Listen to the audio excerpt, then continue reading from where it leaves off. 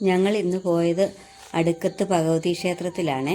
അപ്പോൾ ഞങ്ങൾ കുറച്ച് ദിവസം മുമ്പേ തീരുമാനിച്ചായിരുന്നു ഞങ്ങൾ മായത്തിൽ നിന്ന് കുറച്ച് പേര് ആ അമ്പലത്തിൽ പോകണമെന്ന്. അപ്പോൾ നിർഭാഗ്യവശാൽ കുറച്ച് പേർക്ക് വരാൻ സാധിച്ചില്ല. പിന്നെ ഇന്ന് സ്കൂളിന് അവധി ആയതുകൊണ്ട് കാസർഗോഡ് ജില്ലയിൽ ഇന്ന് റെഡ് അലർട്ട് ആയിരുന്നല്ലോ. അപ്പോൾ അവധി ആയതുകൊണ്ട് മോളെയും കൂടെ കൂട്ടി.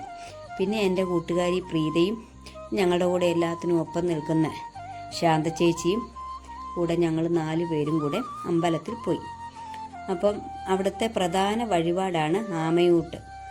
ഉദ്ദിഷ്ട കാര്യസിദ്ധിക്ക് വേണ്ടിയിട്ടാണ് ഈ ക്ഷേത്രത്തിൽ ഈ ആമയൂട്ട് നടത്തി വരാറുള്ളത്. ഒരു 11 മണിയായേ ഞങ്ങൾ ക്ഷേത്രത്തിലെത്തുമ്പോൾ. 12 മണിയാകുമ്പോഴാണ് അവിടുത്തെ ഉച്ചപൂജ. അപ്പോൾ ഉച്ചപൂജ കഴിഞ്ഞതിന് ശേഷമാണ് ആമയൂട്ട് നടത്താറുള്ളത്. അപ്പോൾ ആമയൂട്ടിനുള്ള പ്രസാദം ഞങ്ങൾക്ക് തന്നു. ഞങ്ങൾ ആമക്കുളത്തിലേക്ക് പോവുകയാണ് അവിടെ ആമയൂട്ട് നടത്താനായിട്ട്. ഇതാണ് ആമക്കുളത്തിലേക്ക് പോകുന്ന വഴിയെ.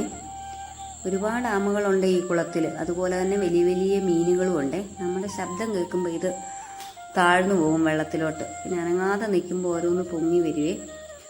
ഓരോരുത്തരായിട്ട് ആമയൂട്ട് നടത്തി. എൻ്റെ ഊഴമായി ഞാനും ആമയൂട്ട് നടത്തി തിരിച്ചു വന്നു. നല്ല പ്രകൃതി രമണീയമായ ഒരു സ്ഥലമാണ്. അവിടെ കാണാൻ നല്ല ഭംഗിയാണ്. കാക്കപ്പൂക്കളൊക്കെ നല്ല വിരിഞ്ഞു നിൽക്കുന്ന നല്ലൊരു സ്ഥലമാണ് ഈ ആമക്കുളത്തിൻ്റെ ആ ഭാഗമൊക്കെ. അതേപോലെ തന്നെ അമ്പലം ഇരിക്കുന്ന സ്ഥലവും നല്ല ഭംഗിയാണ് കാണാൻ.